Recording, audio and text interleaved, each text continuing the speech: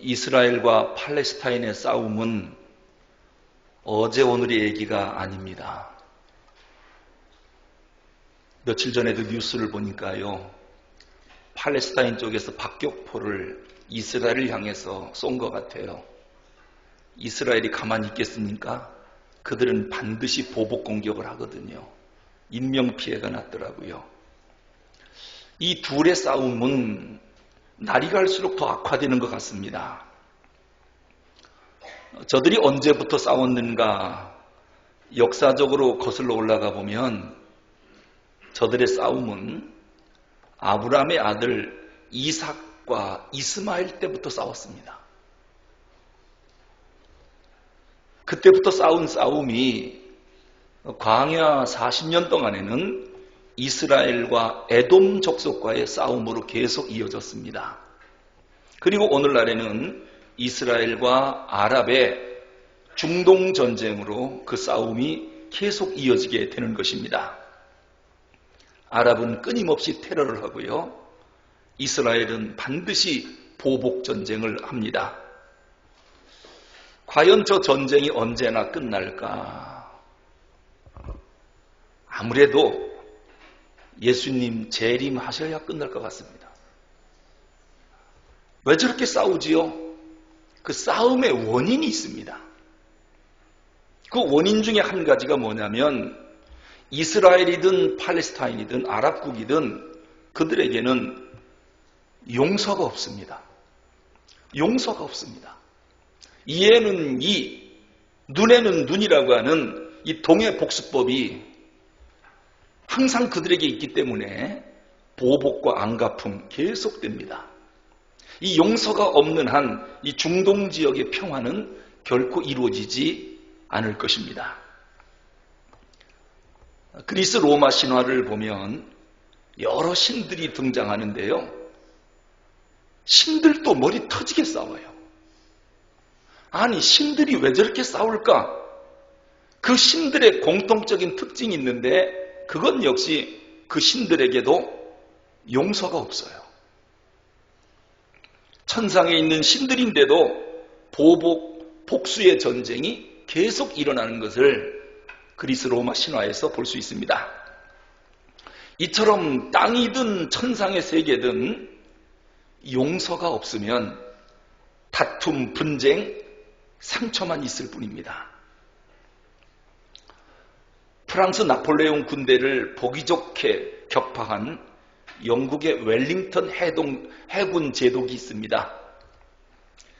그런데 이 웰링턴 장군이 이끄는 해군 부대에 상습적으로 탈영하는 장병이 하나 있었습니다. 그 당시 군법에 의하면 탈영병은 즉시 사형입니다. 그래 이 제독은 이 병사를 불러놓고 설득도 해보고 교육도 시켜보고 때에 따라서는 징계하고 감옥에 넣어보기까지 했습니다. 그런데도 계속 탈영을 하니까 이제는 군의 기강도 잡아야 하고 이제 모두를 위해서 총살을 시킬 수밖에 없었습니다. 그래서 이 병사를 끌어다 놓고 군법 회의를 열어 사형 명령을 내렸습니다. 바로 그때 옆에 있던 한 병사가 이 제독에게 뭐라고 말했느냐? 제독님이 다 하셨지만 한 가지 안 하신 게 있습니다. 그게 뭔가? 바로 용서입니다. 제독님은 용서를 하시지 않았습니다. 순간 제독의 마음에 뜨끔 찔림이 왔습니다. 그렇구나. 내가 질책만 했지 이 병사를 용서하지 않았구나. 마음에 감동이 와서 그래 네 말이 맞다. 이 병사를 조건 없이 용서하노라. 그랬더니 그 병사가 나중에는 아주 모범적인 병사가 되었다라고 하는 것이 전쟁사에 나옵니다. 여러분, 진정한 용서는 이렇게 사람을 변화시킵니다. 그런데 용서가 잘 되든가요? 나에게 한 맺히기 한 그 사람 용서가 되든가요? 잘 안 될 겁니다. 그래서 어떤 사람은 그 왼수를 그냥 잊어버리자. 여러분, 잊어버린다고 용서한 게 아니에요. 그리고 어떤 사람은 그래요. 그냥 못 본 채 하고 지나가자. 그런다고 용서가 되는 게 아니에요. 어떤 사람은 그러더라고요. 그래, 그럼 내가 용서할게. 너무도 가볍게 말하는데 이것도 용서가 아닙니다. 용서는 중심으로 해야 합니다. 특히 용서가 왜 어려우냐면 용서는 신의 성품이에요. 하나님의 성품이에요. 우리는 죄를 짓고 하나님은 용서하시고 하나님의 고유 성품입니다. 그래서 그렇게 용서가 안 되는 거예요. 하지만 우리가 그 용서를 한다면 그 용서는 대단한 능력이 나타납니다. 그 어려운 용서를 하면 그 사람을 변화시킬 수 있습니다. 그리고 용서 뒤에는 반드시 축복의 문이 열리게 되어 있습니다.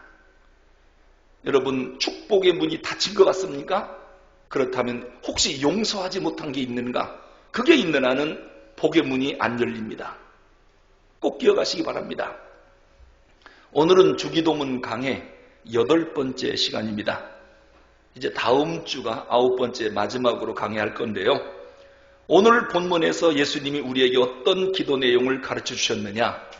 너희들 이렇게 기도하라. 하나님을 위한 간구 3가지, 그리고 우리 인간에 관한 간구를 예수님이 알려주셨는데, 첫 번째는 지난주에 말씀드린 것처럼 일용할 양식을 주옵소서. 그리고 곧이어서 두 번째로 기도할 제목이 뭐냐? 우리 죄를 용서하여 주옵소서. 이 죄의 용서에 대한 기도를 반드시 하랍니다. 죄를 용서해 달라고 하는 기도를 기도할 때마다 빼놓지 말고 하랍니다. 여러분, 우리가 죄인인데요. 죄인인 우리가 하나님께로부터 들어야 할 가장 필요하고도 중요한 말씀이 뭐라고 생각합니까? 하나님께 죄인이 들어야 할 가장 필요한 말씀이 뭘까요? 다른 거 아닙니다. 내 죄를 사해 놓으라라고 하는 이 죄 용서의 말씀입니다.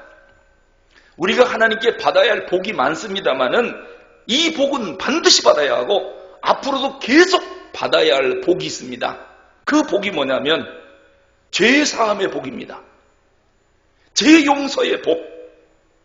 그래서 예수님이 너희들 기도할 때 일용할 양식을 달라고 첫 번째로 기도하고 두 번째는 죄를 용서해 달라고 꼭 기도해라. 그 예수님이 그렇게 알려주신 거예요. 여러분, 오늘 교회 왜 나오셨습니까? 뭐 때문에 나오셔서 예배를 드리고 신앙생활을 하십니까? 착한 사람 되려고요? 굳이 여기까지 올 거 없어요. 절에 가도 착한 사람 돼요. 유교를 믿어도 얼마든지 착한 사람 될 수 있어요. 우리가 모든 걸 다 뒤로하고 교회에 나오는 이유는 구원받기 위해서 그런 거예요. 천국 가려고요. 그런데 천국은 죄를 용서받아야 들어가요. 거기 죄인 전혀 없으니 거룩한 자뿐이라. 하나님 나라는 죄인이 전혀 없어요. 거룩한 자만 들어가요.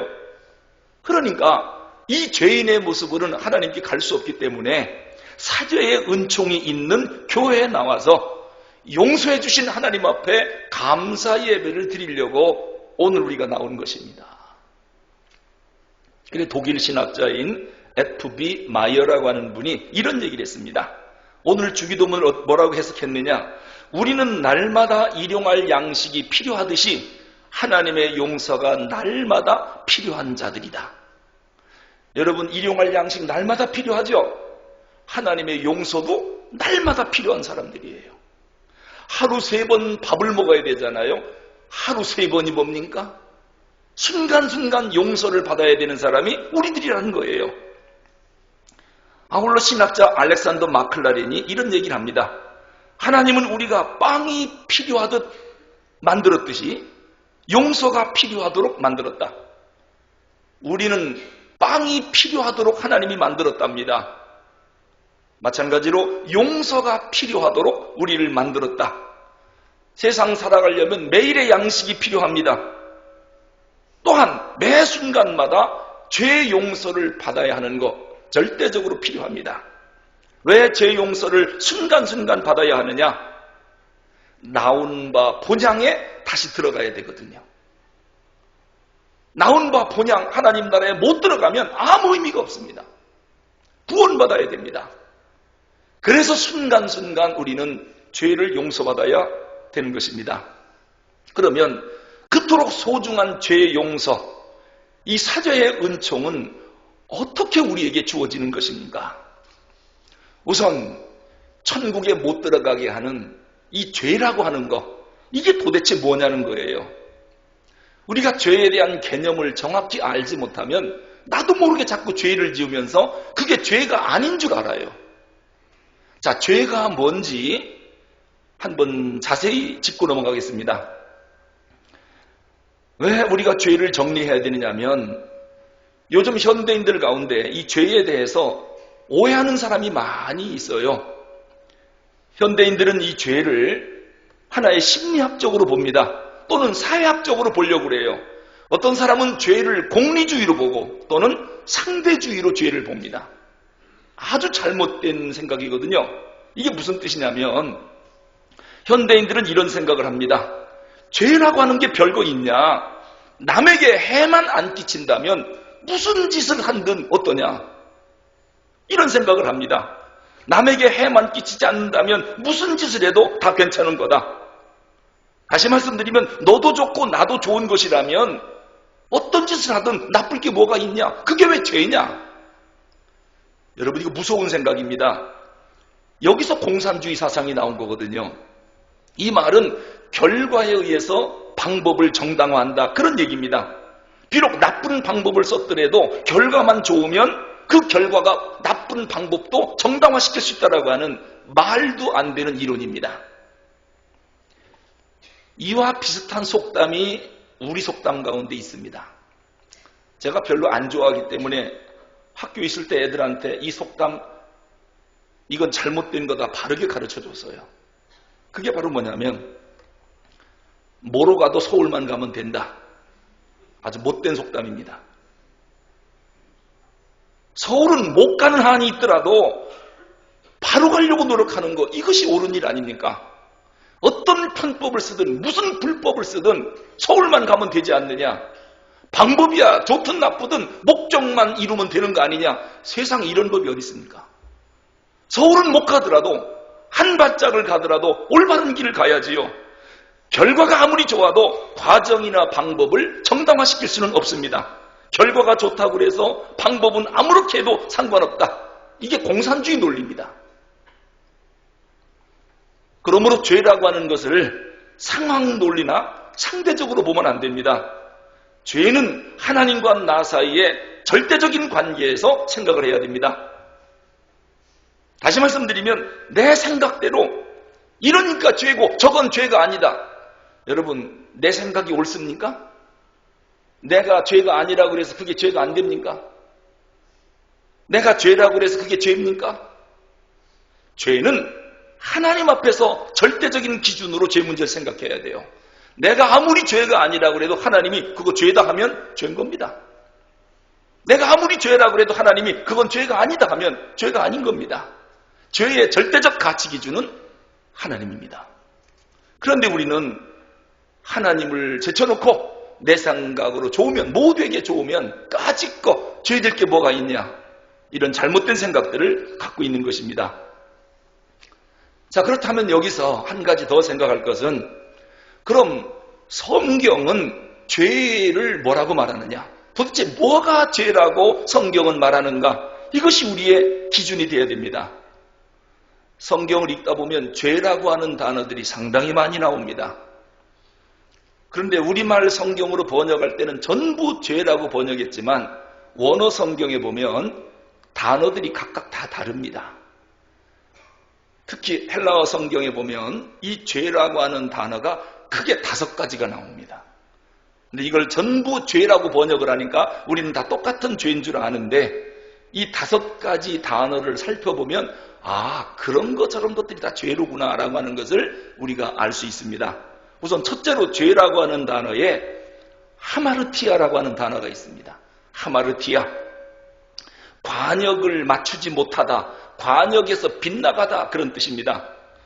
여러분, 우리가 화살이나 총을 쏠 때 관역에 동그라미를 그려놓죠. 5점짜리, 3점짜리, 10점짜리는 맨 중앙에 있죠. 거기에 까만 점을 칠해놓고 활을 쏘아서 검은 점을 통과하면 10점 만점을 맞는 것입니다. 그런데 활과 총을 쐈는데 관역이 안 맞고 딴 데로 빗나갔어요.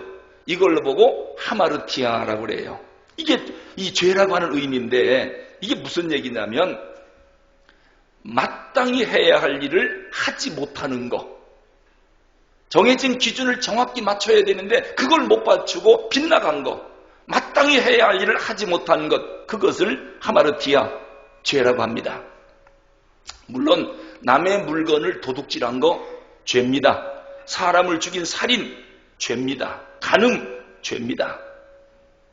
여러분, 그것만 죄가 아니에요. 사람으로서 당연히 해야 할 일인데 안 한 거, 이것도 죄라고 하는 것을 잊지 말아야 됩니다. 사람만 죽인다고 죄가 아니에요. 당연히 해야 할 일을 못한 것도 하마르티아예요. 죄. 그럼 사람으로서 당연히 해야 할 게 뭡니까? 이웃사랑입니다. 여러분, 이웃을 내 몸처럼 사랑하셨나요? 그렇게 못했다면 하마르티아, 죄입니다. 주님이 지상명령이 뭡니까? 이 복음을 땅끝까지 전하라. 명령이에요. 이거 안 하면 하마르티아, 관역에서 빗나간 거예요. 명령 불복종의 죄예요. 기도하라. 명령이에요. 기도를 쉬는 거, 이게 죄라는 걸 몰랐나요? 도둑질만 해야 죄인가요? 사람을 미워한다. 이웃을 내 몸처럼 사랑하라고 그랬는데 사람을 미워한다. 사람을 적극적으로 사랑하지 않은 것, 이것도 하마르티아 죄입니다. 이렇게 하나님이 요구하시는 정확한 관역이 있는데 그 관역을 정확히 찌르지 못하는 것, 다 빗나간 것, 이것이 죄입니다. 아마 이 하마르티아 죄에서 자유로울 사람이 과연 몇 명이나 있을까? 두 번째로, 이 죄라고 하는 단어에 파라바티스라고 하는 단어가 있습니다. 파라바티스. 이건 줄을 따라가지 못하다, 그런 뜻입니다. 줄을 따라가지 못하다. 자, 줄을 그어놨습니다. 그 줄 따라 똑바로 가야 하는데 줄을 밟는다든지 줄을 건너온다든지, 이것이 파라바티스입니다. 여러분, 도로에 차선이 있지요. 차선을 잘 지켜서 따라가야지 차선을 넘어오면 대형 교통사고가 날 수 있습니다. 이처럼 성경이 우리가 걸어가야 할 길을 똑바로 제시하고 있습니다. 정도를 제시하고 있습니다. 그런데 삐딱하게 갔다든지 이 정도의 선을 넘어갔다든지, 이게 전부 파라바티스입니다. 죄입니다. 여러분, 신앙인은 하나님 앞에 정직하고 성실하고 바르게 살아야 됩니다. 진실하게 살아야 됩니다.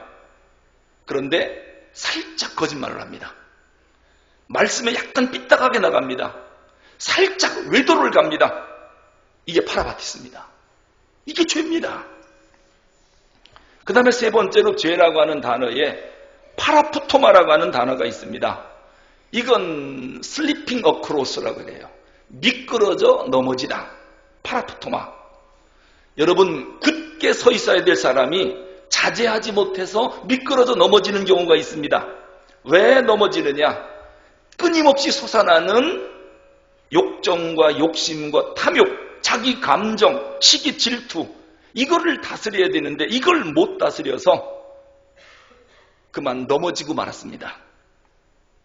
여러분, 먹고 싶다고 다 먹는 게 아니에요. 그런데 먹고 싶다고 아무거나 다 먹어요.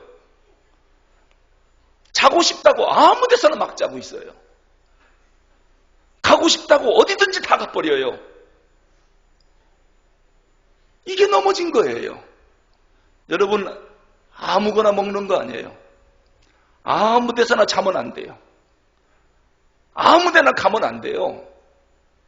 기준을 세워야 됩니다. 그런데 이 솟아나는 정욕 때문에 이것이 무너져요. 이게 파라푸토마입니다. 여러분, 내 주머니에 있는 돈이라고 내 맘대로 쓰는 게 아니에요. 그런데 자제력을 잃어서 자기 욕심대로 합니다. 술 취한 사람 보니까요, 중심이 흔들려요. 하지 말아야 할 말을 막 해요. 하지 말아야 할 일을 막 해요. 쓰지 말아야 할 돈을 막 쓰고 있어요. 가지 말아야 할 곳을 막 가고 있어요. 술 취해서 그래요. 미끄러져 넘어진 거예요. 이거를 파라푸토마라고 그래요. 여러분 혹시 자제하지 못해서 넘어진 거 없나요? 파라푸토마. 죄라고 하는 걸 꼭 기억해야 돼요. 네 번째로 죄라고 하는 단어에 아노미아라고 하는 말이 있습니다. 원래 노미아라고 하는 말이 법이라고 하는 뜻인데 부정접두어인 아를 붙이면 불법이 됩니다. 불법, 이 법을 어기는 행위, 이걸 아노미아라고 그래요. 그럼 우리 그리스도인들이 지켜야 할 법이 있습니다. 예수 믿는 사람은 꼭 지켜야 할 세 가지 법이 있어요. 첫째, 국법 지켜야 돼요. 나라가 정한 헌법 지켜야 돼요. 두 번째, 양심의 법을 지켜야 돼요. 양심에 꺼리끼는 일을 하면은 이게 바로 아노미아 죄예요. 세 번째는 성령의 법을 지켜야 돼요. 성령의 법. 이것이 예수 믿는 사람이에요. 이거 어기면 아노미아, 불법의 죄를 저지르는 거예요. 다섯 번째로 죄라고 하는 단어에 오페일레마라고 하는 단어가 있습니다. 특히 오늘 본문 예수님이 가르쳐 주신 주기도문 우리의 죄를 사하여 주옵소서라고 할 때 이 죄가 오페일레마입니다. 오페일레마. 하나님 우리의 오페일레마를 사하여 주옵소서 그렇게 기도하래요. 이 오페일레마가 뭐냐면 빚을 지다, 채무를 지다 그런 뜻이에요. 빚, 채무. 그러니까 예수님이 주기도문에서 우리 보고 기도하라고 하는 것은 하나님 제가 하나님 앞에 빚진 거, 채무를 진 거 있는데 이것 좀 벗겨주세요. 이거 기도하라는 거예요. 자 그러면 우리가 하나님 앞에 오페일레마, 채무, 빚진 게 도대체 뭐냐는 거예요. 여러분 빚이 왜 생깁니까? 채무가 왜 생기죠? 미리 받은 바가 있어서 빚이 생기는 거예요. 저 사람한테 돈을 미리 받았기 때문에 채무, 빚진 거거든요. 그러니까 당연히 빚은 갚아야 됩니다. 그래야 없어지는 거죠. 빚을 갖다 쓰고 안 갚으면 언제든지 남아있을 뿐만 아니라 이자까지 붙어서 골치 아파집니다. 그러므로 빚은 갚지 않으면 결코 해결이 안 된다. 이것이 오페일레마 죄입니다. 자 그러면 우리가 하나님께로부터 미리 갖다 쓴 게 뭐가 있습니까? 그거 갚아야 된답니다. 안 갚으면 오페일레마 죄라는 거예요. 우리가 하나님 앞에 미리 받아서 쓴 채무 우리에게 다 있다는 거예요. 그게 뭘까요? 첫째로 우리가 받은 채무는 무조건적인 하나님의 사랑입니다. 우리는 하나님의 사랑을 얼마나 많이 받았는지 몰라요. 지금도 하나님 사랑 속에 우리가 살고 있어요. 사랑의 빚을 너무 많이 졌습니다. 그러면 우리도 하나님을 사랑해야 되거든요. 갚아야 되잖아요. 그런데 하나님보다 더 사랑하는 게 너무도 많아요. 하나님을 별로 사랑 안 해요. 하나님을 사랑하면 하나님의 법을 지킬 텐데 말씀을 안 지켜요. 하나님 사랑 안 해서 그래요. 이게 빚이에요. 이게 채무예요. 사랑을 크게 받았으면 우리도 하나님을 크게 사랑해야 되잖아요. 크게 갚는 거 아니겠습니까? 그런데 안 갚아요. 오페일레마 죄라는 거예요. 두 번째로 우리가 무엇을 빚졌느냐? 하나님의 무조건적인 용서입니다. 우리가 얼마나 큰 용서를 받았는지 다 아시지요? 우리는 큰 용서를 받은 사람이에요. 아들 예수님을 십자가에 죽이면서까지 우리 죄를 용서해 준 그분이 하나님이에요. 우리는 용서라고 하는 큰 빚을 진 사람인데 나한테 조금만 잘못해도 절대로 용서 안 해요. 그렇게 용서를 받았으면 이제 용서를 해야 되는 거 아닙니까? 하나님이 나를 얼마나 이해해 주는지 몰라요. 그러면 우리도 남을 이해를 해줄 필요가 있습니다. 그런데 절대로 이해를 안 해요. 이게 전부 빚으로 남는 겁니다. 오페일레마입니다. 그리고 세 번째는 하나님의 무조건적인 섬김입니다. 하나님 우리를 얼마나 섬긴지 아십니까? 예수님을 보내서 우리 살리려고 죽기까지 우리를 섬기신 분이에요. 그럼 이제 우리도 주님을 섬겨야 되잖아요. 하나님 말씀이라면 순종해야 하고, 주님이 나를 섬겼으니 나도 이웃을 섬겨야 하고 봉사해야 되는데 그렇지를 못합니다. 이게 전부 빚입니다. 이렇게 따져보니까 하나님 앞에 난 빚 없다, 난 채무가 없다 말할 사람이 아무도 없어요. 어디 그뿐입니까? 네 번째로 우리가 하나님 앞에 어떤 죄가 있느냐? 하나님을 만홀히 여긴 죄가 있어요. 하나님을 만홀히 여기는 죄. 이게 오페일레마인데, 그게 뭐냐면 우리가 복음서에 보면 베드로가 밤새도록 그물을 던졌지만 물고기 한 마리도 못 잡았습니다. 허탈한 마음으로 새벽이 돼서 그물을 접고 있는데 예수님이 찾아오셨습니다. 깊은 곳에 그물을 던지라. 이 말씀으로 베드로가 이 그물을 던지긴 던져야 되는데 이게 설득력이 없는 예수님 말씀이란 말입니다. 하지만 던지라 하니까 던졌어요. 그랬더니 물고기가 가득 잡혔습니다. 곧바로 베드로가 예수님 앞에 엎드려서 주여 나를 떠나소서 나는 죄인이로소이다 고백을 했습니다. 이때 베드로가 무슨 죄를 졌습니까? 오페일레마입니다. 이때 죄가 하나님을 만홀히 여겼다. 예수님을 우습게 여겼다는 거예요. 그거 용서해달라는 거예요. 왜 우습게 여겼느냐? 예수님은 직업이 원래 목수입니다. 아버지 요셉을 따라서 목수 일을 해왔던 직업이고, 베드로는 조상 대대로 갈릴리 바다에서 고기를 잡아 먹고 사는 어부입니다. 고기 잡는 거는 베드로가 프로입니다. 그런데 목수인 예수님이 어부인 베드로에게 그 고기 하나도 못 잡았냐? 깊은 데다가 그물을 던져봐라. 베드로 상식에는 말도 안 되는 얘기예요. 갈릴리 바다를 너무도 잘 알아요. 또 새벽녘의 물고기의 특성을 너무도 잘 알아요. 이건 던지면 되는 게 아니에요. 그래 베드로가 마음이 예수님이 말씀하시니 한번 던져보긴 하겠습니다마는 하면서 무슨 마음으로 던졌느냐? 이 시간대는 깊은데 물고기가 없는 법입니다. 내가 던지고서 빈 그물 꺼낼 테니까 예수님 앞으로는 뭐나 아시고서 명령하려면 하십시오. 이런 마음으로, 삐딱한 마음으로 그물을 던진 겁니다. 근데 놀랍게도 그물이 찢어질 정도로 고기가 많이 잡히자 베드로는 충격을 받은 것이죠. 즉시 회개할 수밖에 없습니다. 주여 나를 떠나소서 나는 오페일레마. 예수님을 순간 우습게 여겼습니다. 목수라고 인정하지 않았습니다. 예수님 말씀을 안 들으려고 했는데 억지로 들은 겁니다. 주님을 만홀히 여긴 죄, 전적으로 믿지 못한 죄를 용서해 주십시오. 이 고백입니다. 성도 여러분, 혹시 우리는 베드로처럼 주님의 말씀을 듣고 또 설교를 듣고 말씀에 즉시 순종하지 않고 삐딱한 마음으로 하려면 해보시오. 난 안 들을 거요. 혹시 이런 마음으로 설교를 듣습니까? 이것이 바로 하나님을 만홀히 여기는 죄예요. 하나님을 만홀히 여기는 죄, 즉 하나님을 우습게 여기는 죄. 하나님을 우습게 여기지 않으면 그 말씀을 어느 한전이라고 안 지키겠습니까? 하나님을 만홀히 여기기 때문에 아무리 말씀해도 관심이 없는 것이죠. 우리는 회개하라 하면은 내가 누구를 죽였나? 간음죄를 졌나? 내가 우상숭배했나? 도둑질했나? 이런 죄만 생각을 해요. 하나님의 말씀을 의심한 것, 말씀대로 순종하지 않은 것, 하나님을 만홀히 여긴 것, 이런 죄는 회개하지 않아요. 심지어 하나님 앞에 절망하는 것, 이것도 큰 죄입니다. 하나님 앞에서 한숨 쉬고 다 틀렸다 좌절하고 절망하는 거, 이거 얼마나 큰 죄인 줄 압니까? 이건 하나님을 무시하기 때문에 그런 생각이 드는 거예요. 하나님의 전능함을 인정하지 않으니까 하나님 앞에서 한숨 쉬는 겁니다. 여러분 자녀들이 있죠?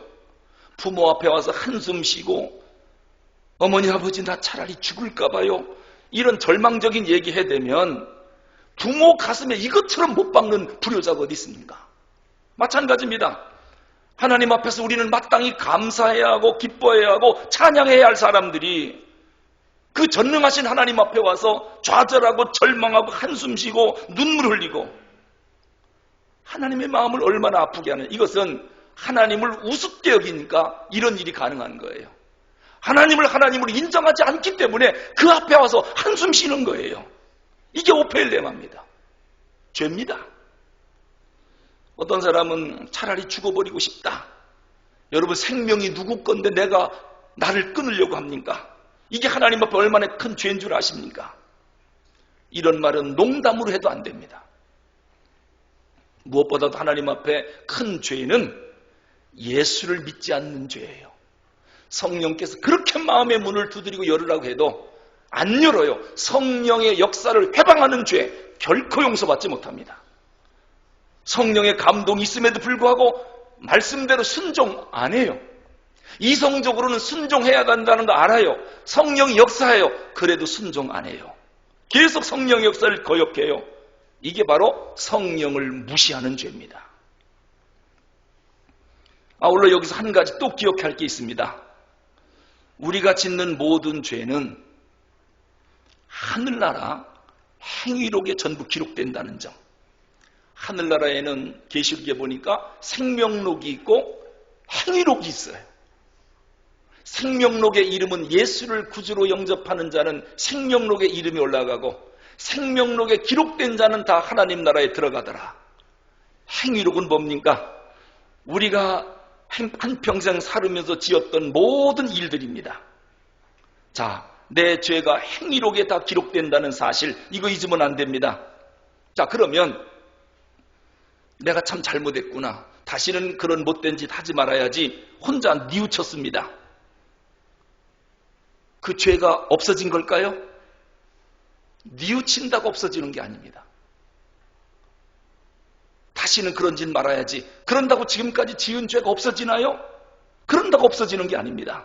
그런데 자기 혼자 뉘우쳤다고, 나는 죄 용서받았다고 죄가 그렇게 사해지는 게 아닙니다. 빚은 갚아야 없어지는 겁니다. 채무는 변제해야 없어지는 거지, 뉘우친다고 후회한다고 이게 없어지는 게 아닙니다. 이게 오페일레마입니다. 그러면 내가 큰 공로를 한번 세워볼까? 그럼 이 죄를 용서받겠지? 그런다고 없어지는 게 아니에요.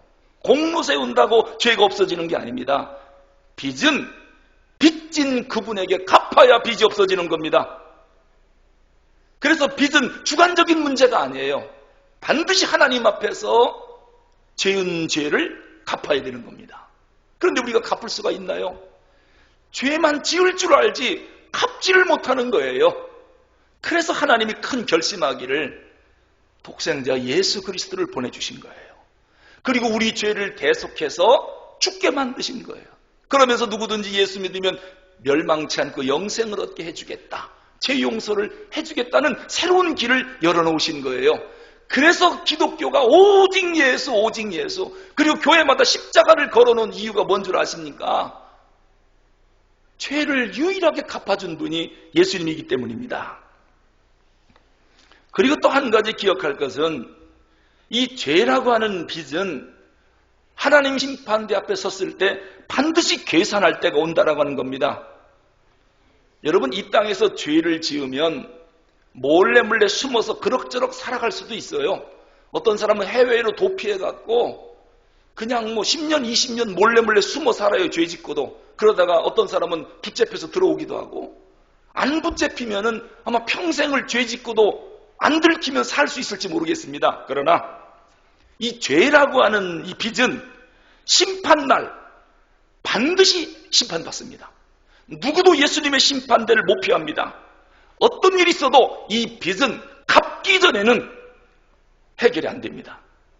죄로부터 자유해질 수 있는 유일한 길은 죄를 갚아야 됩니다. 내가 못 갚으면 어떡합니까? 그런데 오늘 보니까 이 죄를 어떻게 하면 용서를 받고 탕감을 받을 수 있는지 그 방법을 알려주고 있어요. 우선 오늘 본문에 기도의 종교성과 기도의 윤리성으로 대답을 하고 있습니다. 우선 우리가 죄를 용서받으려면 4가지 전제 조건이 있습니다. 전제 조건, 첫째는 뭐냐? 기도의 종교성인데요. 우리가 먼저 하나님 앞에 내 죄를 용서해달라고 기도해야 용서해 주겠대요. 혼자 뉘우친다, 후회한다, 그런다고 용서가 되는 게 아니라 기도의 종교성입니다. 하나님 앞에 먼저 용서해달라고 기도해야 용서해 주겠대요. 우리 측에서 먼저 회개가 없으면 하나님은 우리의 죄를 용서하실 수가 없답니다. 그래서 어거스틴이 이런 얘기를 했습니다. 하나님은 회개하지 않는 죄인은 결코 용서하실 수가 없다. 끝까지 회개하지 않는 자는 하나님도 어쩔 수가 없다는 겁니다. 아무튼 죄인인 우리는 하나님 앞에 용서해달라고 기도해야 한다는 것, 이것이 첫 번째입니다.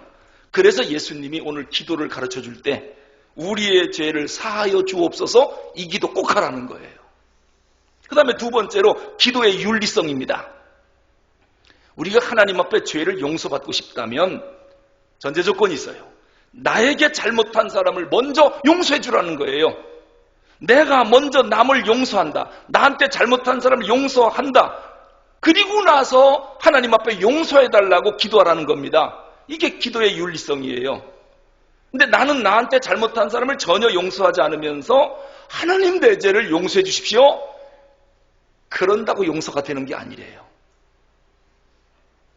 그러므로 누구든지 하나님 앞에 죄 용서받기를 원하신다면 나에게 잘못한 사람 기억납니까? 무조건 용서해야 돼요. 그래야 우리가 무조건 용서를 받기 때문입니다.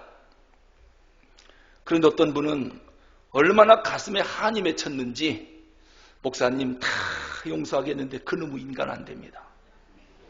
내 눈에 흙이 들어가도 그 인간은 용서 못합니다. 그리고요, 죽을 때까지 용서 안 하고 죽는 사람이 있어요. 이건 큰일 날 일이거든요. 왜냐? 내가 용서하지 않으면 내 죄가 용서가 안 되는 거요. 하나님의 심판대 앞에 어떻게 서려고? 그러니까 내가 하나님의 심판대 앞에서 완전한 용서를 받으려면 숨 넘어가기 전에 반드시 용서하고 죽어야 돼요. 용서하기 전에는 숨 넘어가면 안 돼요. 꼭 기억하세요. 용서하지 못한 사람이 있으면 죽으시면 안 돼요. 어떡하려고 죽어요? 용서하고 죽어야지. 여러분, 나에게 잘못한 사람의 죄를 용서한다. 이것은 나를 위한 거예요. 그 다음에 세 번째는 이웃의 죄를 생각할 때마다 내가 하나님 앞에 지은 죄를 먼저 생각하라는 거예요. 자, 다른 사람이 나한테 섭섭하게 했습니까? 그럼 나는 하나님을 얼마나 섭섭하게 했을까? 이거 생각하세요. 다른 사람이 나에게 억울한 말 했습니까? 나는 돌이켜서 내가 하나님 앞에 어떤 자세로 살았는지 이거 생각하라는 거예요. 남이 실수하는 걸 보거든 나는 하나님 앞에 실수한 게 없는가? 이거 점검하고, 남의 허물이 자꾸 보입니까? 하나님 앞에 나는 허물이 없는가? 이걸 먼저 생각하라는 거예요. 그 다음에 네 번째로 말씀드렸듯이 죄는 부분적으로 용서받아야 됩니까? 완전히 용서받아야 됩니까? 100% 완전히 용서받아야 돼요. 그래야 하나님의 심판대 앞에서 하늘나라에 들어갈 수 있죠. 죄 문제 해결 안 되면은 큰일 납니다. 우리가 과거에 죄를 졌잖아요. 이거 용서받으려면 어떻게 해야 될까요? 과거에 나한테 잘못한 사람 용서하셔야 돼요. 그래야 내가 과거에 지었던 모든 죄 용서받아요. 그리고 여러분 앞으로 사시면서 죄 지을 거예요, 안 지을 거예요? 죄는 인간이 짓고 용서는 하나님이 하시는 거거든요. 우리는 죄를 안 지을 수가 없어요. 미래에도 죄를 많이 지을 거예요. 그런데 이거 용서받고 천국 가야 되거든요. 그럼 미래에 지을 죄를 용서받으려면 지금 현재에 많이 용서를 해놔야 돼요. 그래야 미래에 내 죄를 용서받지요. 근데 지금 용서하지 못한다. 앞으로 죄 짓지 말아야 돼요. 죄 없는 사람은 남을 용서 안 해도 돼요. 그러나 죄가 있다라고 생각하는 사람, 앞으로 죄 지을 가능성이 많은 사람, 부지런히 용서해야 됩니다. 과거의 죄도 용서받은 것처럼 미래의 죄도 용서받아야 되거든요. 그리고 죄는 완전히 용서받아야지 부분적으로 용서받으면 안 됩니다. 그래서 오늘 14절 15절에서 예수님이 또 강조하는 겁니다. 너희가 사람의 잘못을 용서하면 너희 하늘 아버지께서도 너희 잘못을 용서하시려니와 너희가 사람의 잘못을 용서하지 아니하면 너희 아버지께서도 너희 잘못을 용서하지 아니하시리라. 여러분, 바보스러울 정도로 여러분 마음에 미운 사람이 없어야 돼요. 아시겠습니까? 난 왜 그렇게 미운 사람이 없지? 내가 바보 아냐? 그거 정상이에요. 용서해서 그런 거예요. 이래야 하나님 앞에서 우리는 온전한 용서를 받을 수가 있는 것입니다. 용서는 그래서 절대적이어야 합니다. 완전해야 됩니다. 인생 살다가 원수 맺는 일 왜 없겠습니까? 인간이기 때문에 얼마든지 생길 수 있습니다. 하지만 다시 강조합니다. 숨 넘어가기 전 그 왼수마저 용서하고 숨 넘어가야지. 용서 못하고 숨 넘어갔다는 큰일 납니다. 왜냐하면 내가 완전하게 용서받지 못하기 때문입니다. 그래서 기독교 순교 역사를 보면 순교하는 사람들이 하나같이 하는 말이 뭡니까? 예수님도 십자가에 죽으실 때 아버지여 저들의 죄를 용서하소서. 자기들이 하는 죄를 모르기 때문입니다. 원수들을 용서하고 죽으셨잖아요. 스데반이 순교당할 때 하나님 저들의 잘못을, 저들의 죄를 저들에게 돌리지 마소서. 자기들의 죄를 모르기 때문에 그러하오니 용서해 주십시오. 용서를 빌고 죽잖아요. 야고보 사도도 돌 맞아 죽을 때 돌 던지는 그 사람들을 향하여 아버지 저들의 죄를 용서해 주세요. 용서를 선포하고 순교당했습니다. 베드로도 사도 바울도 믿음의 선배들이 전부 마지막에 용서를 선포하고 순교당한 걸 꼭 기억하셔야 됩니다.